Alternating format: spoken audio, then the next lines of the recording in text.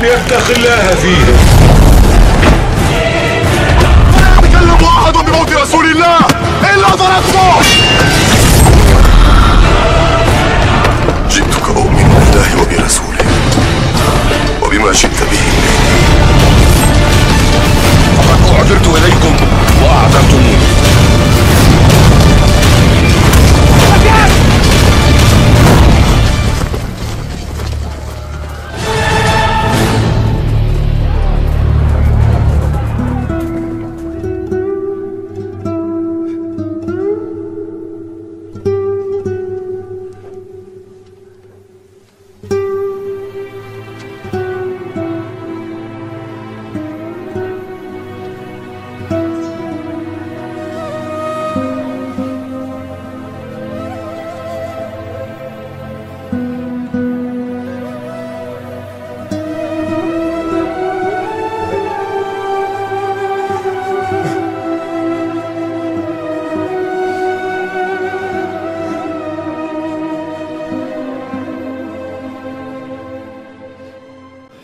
Pada pertemuan kali ini kita akan membahas pembahasan yang baru, yaitu pembahasan kedua, yaitu pengangkatan Rasulullah SAW menjadi Rasul.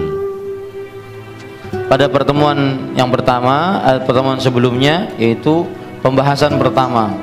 Pembahasan pertama yaitu permulaan wahyu, diangkatnya beliau menjadi Nabi. Dan pertemuan-pertemuan ini atau pembahasan-pembahasan ini semuanya masuk ke dalam pasal yang kedua. Pasal yang kedua yaitu dimulai dari apa? Dari mulai diangkat menjadi Nabi dan Rasul sampai kepada sebelum hijrah. Pasal kedua. Pasal yang pertama yaitu dimulai dari kelahiran sampai diangkat menjadi Nabi dan Rasul. Nah, pasal yang kedua yang kita pelajari sekarang dari mulai diangkat menjadi Nabi dan Rasul sampai sebelum hijrah. Nah, pasal itu di bawahnya ada pembahasan-pembahasan. Pembahasan yang pertama yaitu yang berkaitan dengan permulaan wahyu. Nah, sekarang ini kita pembahasan kedua yaitu diangkatnya Nabi Muhammad SAW menjadi Rasul, menjadi Rasul. Para ikhwan yang dirahmati oleh Allah Subhanahu wa taala, sebelum diangkat menjadi Nabi Rasul terputus wahyu, yang disebut dengan zaman fatrah, terputus wahyu. Jadi beliau dapat wahyu di Gua Hira dengan surat Al-Alaq dari mulai ayat pertama sampai ayat kelima. Kemudian setelah itu terputus wahyu. Saya bacakan bagaimana cerita terputusnya wahyu, yaitu dalam riwayat Imam Ahmad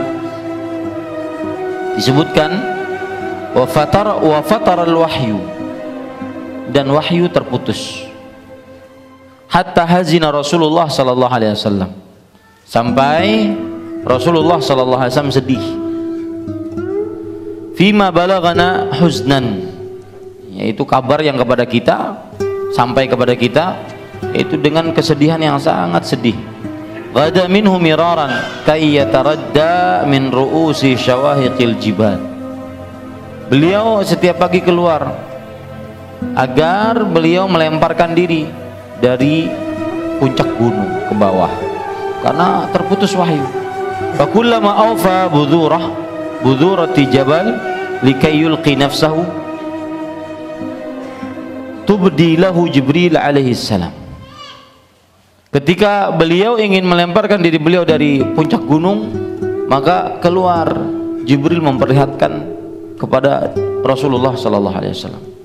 Faqala lah, Jibril berkata, "Ya Muhammad, innaka Rasulullahi haqqan." Wahai Muhammad sallallahu alaihi wasallam, engkau adalah Rasulullah sebenarnya. Fa yaskunu dzalika ja'shuh. Maka dengan datangnya Jibril tersebut hati kembali tenang. Wa tuqirru nafsu alaihi salatu wassalam, dan jiwa beliau menjadi tetap sallallahu alaihi wasallam. Fa yarji', lalu beliau pulang. Fa idza talat alaihi wa fatara al-wahyu ghada limithli dzalik. Kalau belum datang juga wahyu, waktu semakin menjauh, belum datang juga wahyu, maka beliau melakukan seperti itu. Fa idza awfa bi dzarwati jabal tubdi lahu Jibril alaihi salam faqala lahu mithla dzalik. Kalau sudah sampai ke puncak gunung, maka Jibril datang. Nah, itu terus, ya. Bahkan disebutkan bahwa wahyu tersebut terputus hampir selama 2 tahun setengah. Subhanallah, mau lama, ya. Beliau takut bahwasanya yang datang kepada beliau itu bukan Jibril, tetapi syaitan. Beliau takut itu. Itu yang di dalam benak Nabi Muhammad sallallahu alaihi wasallam. Di sana ada riwayat lain tentang terputusnya wahyu. Hadis riwayat Bukhari. Jabir bin Abdullah radhiyallahu anhu bercerita tentang putusnya wahyu. Bainama ana amshi idh sami'tu sautan minas sama farafa'tu basari. Rasulullah SAW bersabda, ketika aku berjalan, aku dengar suara dari langit. Lalu aku pun mengangkat kepalaku. Fa idzal malakul ladzi ja'ani bi Hira jalisun ala kursiyin bainas samai wal ard fara'ibtu minhu. Ternyata ketika aku menengadahkan pandanganku ke atas, aku melihat malaikat yang mendatangiku tatkala di gua Hira sedang duduk di atas kursi yang kursi tersebut antara langit dan bumi. Syar Jibril alaihissalam. Fara'ibtu minhu, aku pun takut. Faraja'tu, lalu aku pulang. Faqultu zammiluni zammiluni. Aku pun pulang, kemudian aku berkata kepada istriku Khadijah, selimuti aku, selimuti aku. Fa anzalallahu ya ayyuhal muddatsir qum fa anzir ila qawlihi warrujza fahjur. Maka Allah pun turunkan ayat. Nah, ini adalah wahyu yang kedua. Wahai orang yang sedang berselimut, qum fa anzir, bangunlah dan berikanlah peringatan.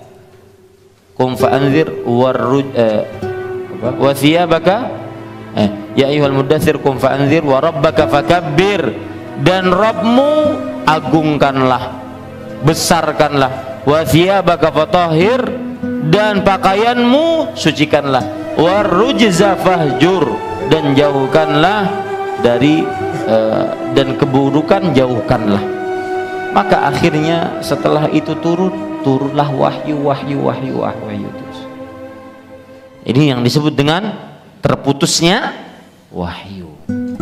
Para ikhwah yang dirahmati oleh Allah, jadi sebelum Nabi Muhammad SAW diangkat menjadi Rasul, terputus wahyu selama 2 tahun setengah, ya, selama 2 tahun setengah. Dan wahyu yang kedua yang beliau dapati, dan itu wahyu yang menunjukkan bahwa beliau diangkat menjadi Rasul, yaitu surat Al-Muddatsir. Makanya para ulama mengatakan bahwa nubbi'a bi Iqra wa ursila bil Muddatsir. Artinya beliau diberikan wahyu untuk menjadi nabi dengan surat Iqra Al-Alaq, dan diutus menjadi Rasul dengan surat Al-Muddatsir.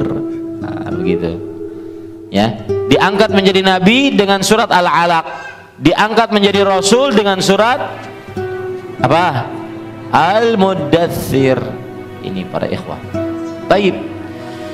Sekarang kita ambil pelajaran. Kenapa sebelum beliau diangkat menjadi Rasul terputus wahyu? Pelajaran yang pertama yaitu agar hilang rasa takut, rasa khawatir. Sehingga dengan hilang rasa takut dan rasa khawatir, malah beliau berharap agar dapat wahyu lagi. Nah, itu dia. Itu faedahnya terputusnya wahyu. Sehingga hilang rasa takut, rasa khawatir dari hati. Yang dengan hilangnya rasa takut dan rasa khawatir tersebut, akhirnya apa? Mengharap agar datang wahyu, dan itu yang terjadi kepada Rasul sallallahu alaihi wa ala alihi wasallam. Kemudian pelajaran yang kedua dari terputusnya wahyu sampai datangnya surat Al-Muddathir, yaitu menunjukkan bahwa wahyu khusus milik Allah. Kapan Allah ingin turunkan, Allah turunkan. Kapan Allah tidak ingin turunkan, Allah tidak turunkan. Menunjukkan bahwa wahyu khusus milik Allah, dari Allah semata, tiada sekutu baginya. Pelajaran yang ketiga dari terputusnya wahyu sampai beliau mendapatkan surat Al-Muddathir, diangkatnya beliau menjadi Rasul, yaitu bahwa Nabi Muhammad SAW diangkat menjadi Nabi dengan surat Al-Alaq, dan diangkat menjadi Rasul dengan surat Al-Muddathir. Nah, itu sudah kita bahas tadi, tapi tambahan sebagai antum catat, itu yang ketiga, betul? Diangkat menjadi Nabi dengan surat Al-Alaq, dan diangkat menjadi Rasul dengan surat Al-Muddathir. Pelajaran selanjutnya yang keberapa? Keempat, yaitu bahwa menggapai sesuatu harus melalui tahapan-tahapan. Menggapai sesuatu harus melalui tadarruj, bertahap, tidak langsung, ya. Contoh Rasulullah sallallahu alaihi wasallam, pertama kali yang beliau dapatkan apa? Yaitu beliau disukakan untuk berkholwat, menyendiri di Gua Hira. Kemudian setelah itu dimimpikan kepada beliau mimpi-mimpi yang baik. Kemudian setelah itu diangkat menjadi Nabi dengan surat Al-Alaq, Iqra bismi rabbikal ladzi khalaq. Kemudian setelah itu diangkat menjadi Rasul dengan surat Al-Muddathir. Ini namanya apa? Bertahap, ya. Untuk menggapai sesuatu harus bertahap, tidak bisa ekspres, langsung instan, ya. Belajar bahasa Arab, oh mengalih juga sekali belajar bahasa Arab lah, malam Sabtu, malam Senin, limbah berkurang muridnya, bujur kata. Ya, ini para ikhwan yang dirahmati oleh Allah. Kemudian para ikhwan, begitu juga dalam berdakwah, bertahap. Lihat Rasul SAW menyebutkan kepada Mu'adz bin Jabal ketika beliau mau mengutus Mu'adz bin Jabal ke negeri Yaman, ya Mu'adz, innaka ta'ti qauman ahla kitabin falyakun awwala ma tad'uuhum ilaihi syahadatu an la ilaha illallah wa anna Muhammadan Rasulullah, fa in fa'alu dhalik fa'alimhum anna Allah aftarada alaihim khamsa salawatin fi yaumin wa laylah, fa in fa'alu dhalik fa'alimhum anna Allah iftarada alaihim sadaqatan tu'khadhu min aghniyaihim faturaddu fi fuqaraihim. Wahai Mu'adz, kalau seandainya kamu pergi ke negeri Yaman, kamu akan berdakwah kepada kaum ahlu kitab, kaum Nasrani, Yahudi. Maka yang pertama kali kamu dakwahkan syahadat, setelah itu sholat, setelah itu zakat. Maka seperti itulah kita ketika ingin berdakwah, terutama kepada para kerabat kita, istri, anak-anak. Saya yakin Pak, orang yang hadir di sini tidak semuanya sudah mengenal sunnah, kemudian suka terhadap sunnah, ya. Senang kalau pergi ke masjid, kalau pulang ke rumah hatinya risah, gelisah. Kenapa? Mendapati istri belum ngaji, ya. Kalau ada tamu bertamu ke rumahnya tidak mau. Kenapa? Karena istrinya belum jilbaban, istrinya belum ngaji, istrinya belum mengenal lebih dalam tentang sunnah Rasul Sallallahu Alaihi Wasallam.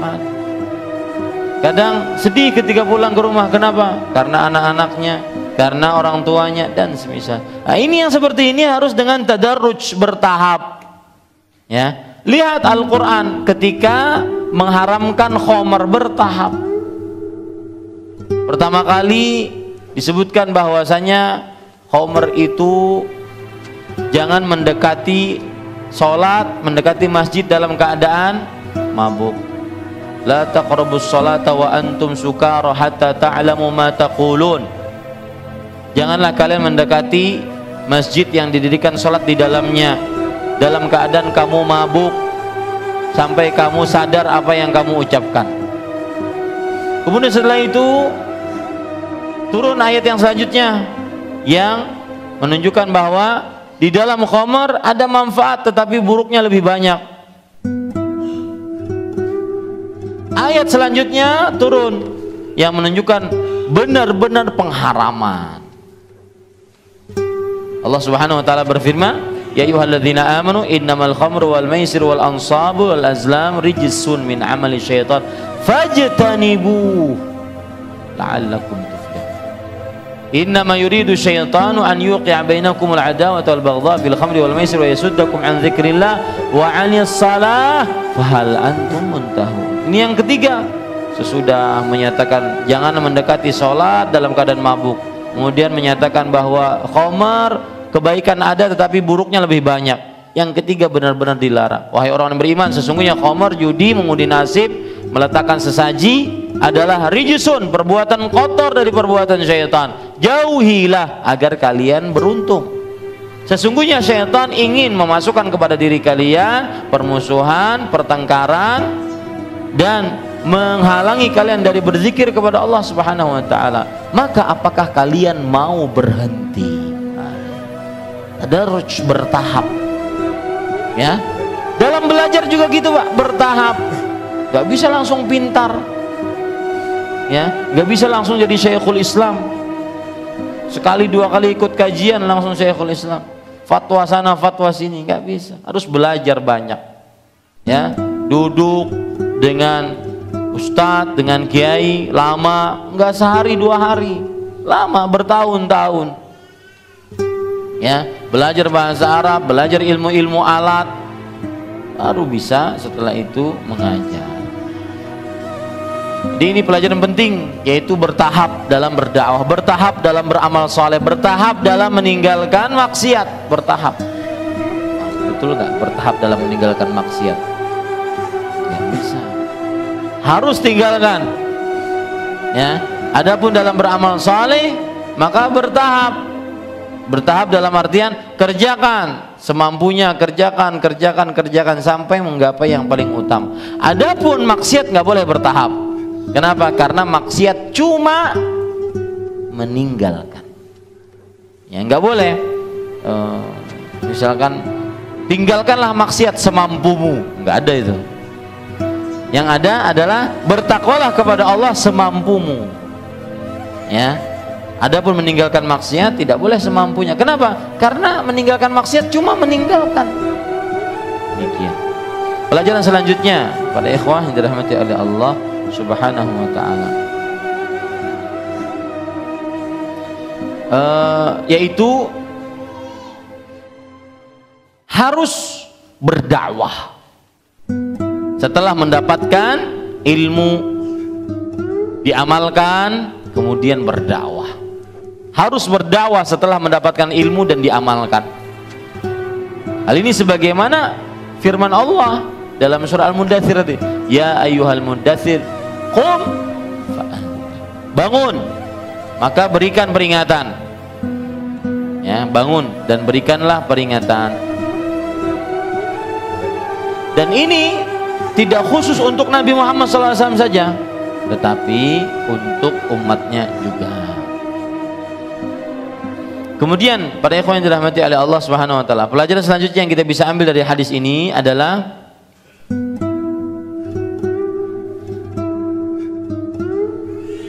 tertib dan tahapan wahyu yang beliau dapati. Ada 5 tahapan tertib dan tahapan wahyu yang Nabi Muhammad SAW dapati. Pertama,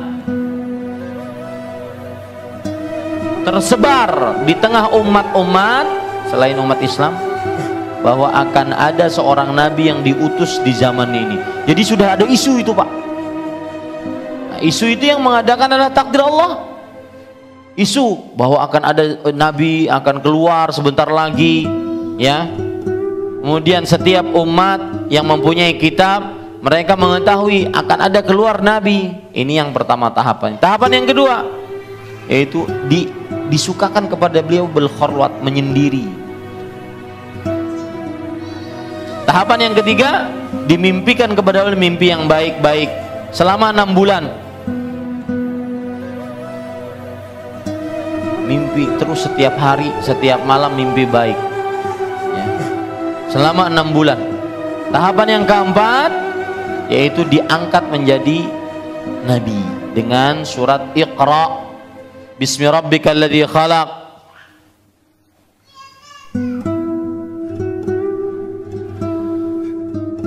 Kemudian tahapan yang kelima yaitu turunnya wahyu untuk menjadi seorang rasul dan diperintahkan untuk menyampaikan.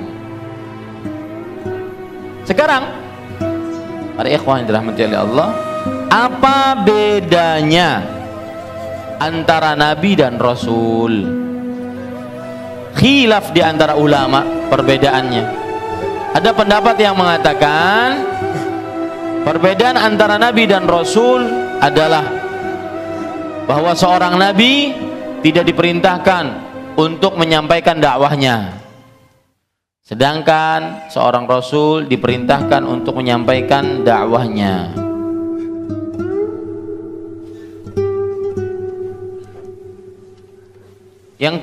Pendapat yang kedua, bahwa seorang nabi adalah seorang laki-laki yang diberikan wahyu dan diutus kepada kaumnya yang tidak menyelisihinya. Ini pendapat kedua.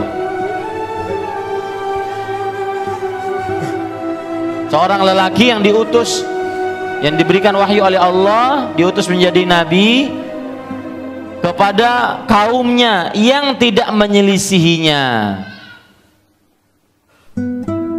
Ini menunjukkan berarti kalau rasul laki-laki yang diutus oleh Allah dan diperintahkan untuk menyampaikan dakwahnya kepada kaumnya yang apa? Menyelisihinya. Para ikhwan yang dirahmati oleh Allah Subhanahu wa taala. Mana pendapat yang lebih kuat? Wallahu alam. Para ikhwan yang dirahmati oleh Allah Subhanahu wa taala, bahwa pendapat yang lebih kuat adalah perbedaan antara nabi dan rasul. Nabi adalah seorang yang lelaki yang diberikan wahyu oleh Allah untuk menyampaikan wahyu kepada kaum yang tidak menyelisihinya. Ini pendapat yang paling kuat, pendapat yang kedua berarti. Sedangkan rasul adalah seorang lelaki yang diberikan wahyu oleh Allah Subhanahu wa taala untuk menyampaikan wahyunya kepada kaum yang menyelisihinya. Wallahu a'lam.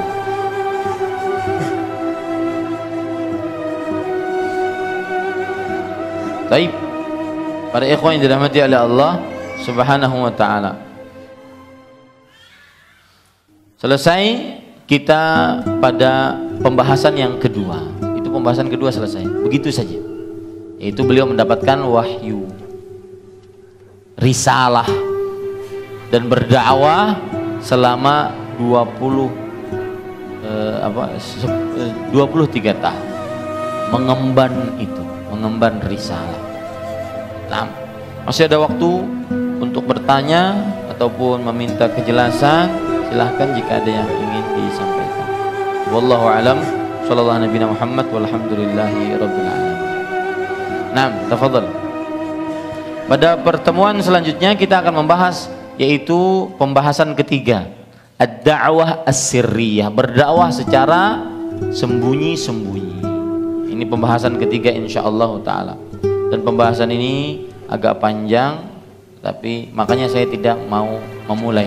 Insyaallah mulai pekan depan, jika Allah masih memberikan umur kepada kita dalam kebaikan. Jangan insyaallah, amin. Ya, Karena doa itu harus idza da'auta fa'zim.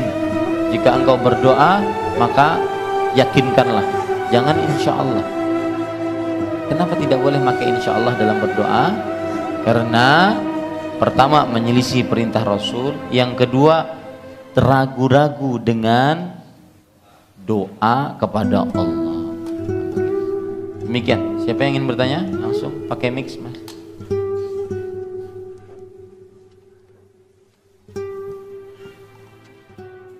Assalamualaikum.